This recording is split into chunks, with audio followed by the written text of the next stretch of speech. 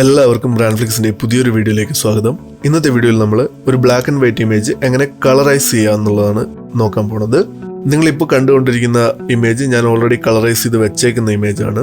Usually ഒരു 1/2 hour to 1 hour എടുക്കുന്ന പ്രോസസ്സാണ് മാനുവലി കളർ കറക്റ്റ് ചെയ്യുക എന്നുള്ളത്. നമുക്ക് വളരെ എളുപ്പത്തിൽ 1-2 മിനിറ്റ് മാത്രം ഉപയോഗിച്ചിട്ട് എങ്ങനെ കളർ കറക്റ്റ് ചെയ്യുക എന്നുള്ളത് നോക്കാം. ഈ ഇമേജാണ് നമ്മൾ കളറൈസ് ചെയ്യാൻ പോകുന്നത്. അതിനായിട്ട് ആദ്യം മെനു ബാറിൽ ഫിൽറ്റർ എന്നുള്ള ഓപ്ഷനിൽ പോവുക.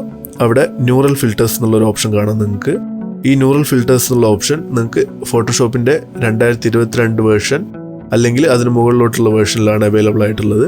ന്യൂറൽ ഫിൽറ്റേഴ്സ് എന്നുള്ള ഓപ്ഷൻ സെലക്ട് ചെയ്യുക.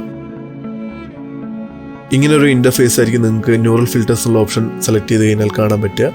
അതിൽ കളറൈസ് എന്നുള്ളൊരു ഓപ്ഷൻ കാണാം. അവിടെ തൊട്ടടുത്ത് തന്നെ ഒരു ടോഗിൾ ബട്ടണും കാണാം.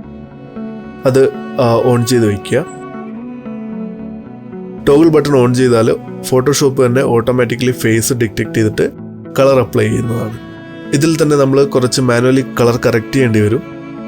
ഇപ്പം നിങ്ങൾ നോക്കിക്കഴിഞ്ഞാൽ ഈ ടീഷർട്ടിൻ്റെ ഇവിടെയൊക്കെ കുറച്ച് ഓറഞ്ച് ടോണ് കയറി വന്നിട്ടുണ്ട്. നമുക്ക് ഒരു ഗ്രേഷ് ടോണിൽ തന്നെയാണ് അത് വേണ്ടത്.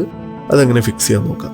ഇതിനായി ഇവിടെ ഫോക്കൽ പോയിന്റ്സ് എന്നുള്ളൊരു സെക്ഷൻ കാണാം. അവിടെ നിങ്ങൾക്ക് എവിടെയാണോ കളർ കറക്റ്റ് ചെയ്യേണ്ടത് അല്ലെങ്കിൽ കളർ ചേഞ്ച് ചെയ്യേണ്ടത് അവിടെ വന്നിട്ട് സെലക്ട് ചെയ്യുക. അതിന് ശേഷം ഏത് കളറിലോട്ടാണ് നിങ്ങൾക്ക് മാറ്റേണ്ടത്. ഞാനിവിടെ ഒരു ഗ്രേഷ് ടോണാണ് സെലക്ട് ചെയ്യുന്നത്. അതിന് ശേഷം ഓക്കെ കൊടുക്കുക.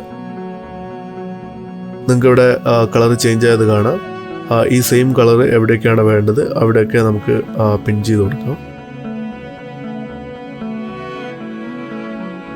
ടീഷർട്ടിൻ്റെ കളർ നമ്മളിപ്പോൾ ഫിക്സ് ചെയ്തിട്ടുണ്ട്. ഇനി ഈ ബാക്ക്ഗ്രൗണ്ട് കളർ ഒന്നുകൂടെ എൻഹാൻസ് ചെയ്യാം. അതിൽ ഒരു കളർ അപ്ലൈ ചെയ്തിട്ട് എങ്ങനെ കുറച്ചുകൂടെ ബ്യൂട്ടിഫുൾ ആക്കാം എന്നുള്ളത് നോക്കാം.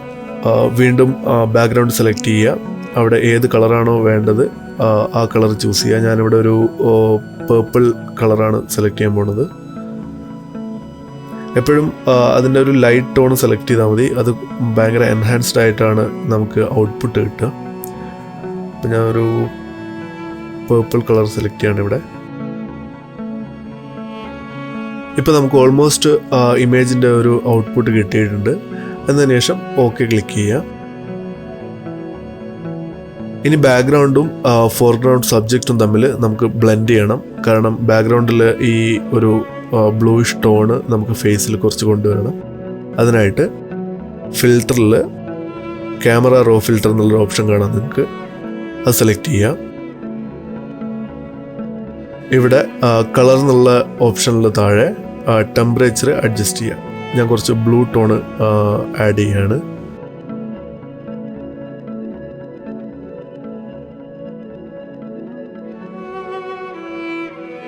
ഇപ്പോൾ ഓൾമോസ്റ്റ് നമ്മൾ ബാക്ക്ഗ്രൗണ്ടും ഫോർഗ്രൗണ്ടും തമ്മിൽ, അതായത് സബ്ജക്റ്റും ബാക്ക്ഗ്രൗണ്ടും തമ്മിൽ ബ്ലെൻഡ് ആയിട്ടുണ്ട്.